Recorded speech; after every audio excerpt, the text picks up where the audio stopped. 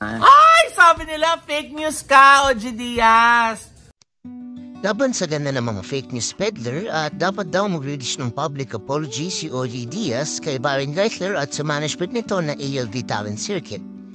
Patungkol ito sa statement niya, ilang vlog na ang nakakalipas about sa nababalitang maaaring pagkakatanggal ni Baron Geisler sa show na Senior High. Dahil daw umano sa delinquent behavior at drinking problem nito.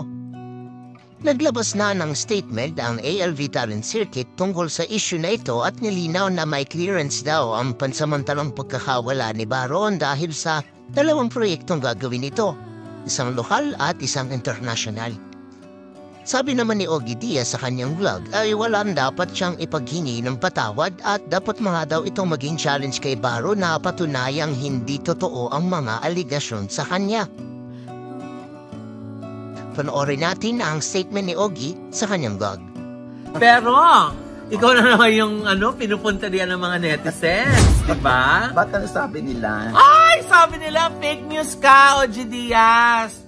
Mag-public apology ka, OG Diaz. Kanino ako magpa-public apology? Kay Baron Geisler daw. Bakit ang ginawa akong kasalanan sa Dahil kanya? fake news daw yung sinasabi mong aalisin siya doon sa Senior High. Magpapaalam daw. Ah, okay. Magpapaalam at nagpaalam sila sa prod na ilang linggo yata or gaano katagal mawawala si Baron dahil meron siyang dalawang pelikulang gagawin. May clearance daw. Binigyan ng clearance. Oo. Hindi para pabulaanan yung lumabas na tinerminate daw si Baron.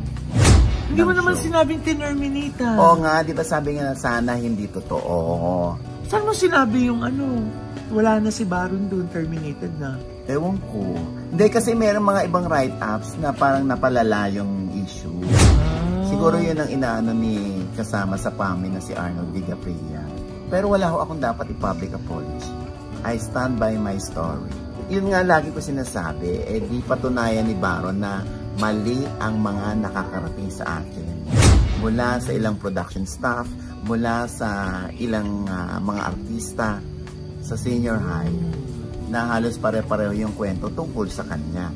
So hindi naman siya sisiraan. Sinasabi lang naman nila yung nagaganap at yung ginagawa ni Baron. Yun nga ang hiling nila, sana raw ay tuloy-tuloy na ang pagbabago ni Baron. That's it for this video mga kaintriga.